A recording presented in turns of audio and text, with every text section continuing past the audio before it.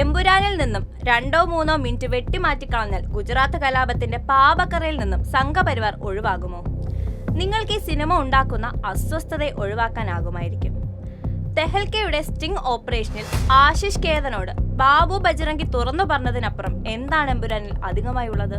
ബാബു ബജ്രംഗിയുടെ വാക്കുകളിൽ പത്തി വിരിഞ്ഞ പൈശാചികതയുടെ ദൃശ്യാവിഷ്കാരം മാത്രമാണ് എമ്പുരാന്റെ ആദ്യ ഭാഗം.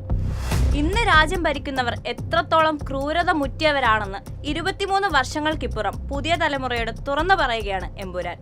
ഭയപ്പെടുത്തി വരുതിയിൽ നിർത്തുക എന്ന ഒറ്റ കുറ്റിയെ ചുറ്റിയാണ് സംഘപരിവാറിന്റെ രാജ്യഭരണം. എത്ര അനായാസമായാണ് അവർക്ക് എമ്പുരാന്റെ മേൽ തങ്ങളുടെ സെൻസർഷിപ്പ് അടിച്ചേൽപ്പിക്കാൻ കഴിഞ്ഞത്?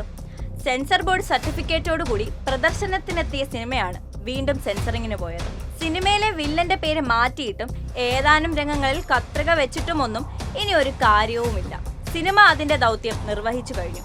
ഗുജറാത്ത് കലാപവും ആശിഷ് കേതന്റെ സ്റ്റിംഗ് ഓപ്പറേഷനും വെളിപ്പെടുത്തലും ഒക്കെ വീണ്ടും ചർച്ചയായി. ബാബു ബജ്രംഗിയെ പോലെയുള്ളവരുടെ ക്രൂരതയെക്കുറിച്ച് ഒരിക്കൽ കൂടി രാജ്യത്ത് ഓർമ്മപ്പെടുത്താൻ എമ്പുരാന് കഴിഞ്ഞു. ഒരു ജനപ്രിയ സൂപ്പർ സ്റ്റാർ ചിത്രത്തിൽ ഈ വിധം ചരിത്രത്തെ ഓർമ്മപ്പെടുത്തലോ ചരിത്ര സംഭവത്തെ അടിസ്ഥാനമാക്കിയുള്ള പ്രതികാര നിർവഹണമോ ഒന്നും സാധാരണമായി കണ്ടുവരുന്നതല്ല. അതിന്റെ കലാമൂല്യവും മറ്റുമൊക്കെ ചലച്ചിത്ര നിരൂപകരും ആ മേഖലയിലുള്ളവരുമൊക്കെ വിലയിരുത്തട്ടെ.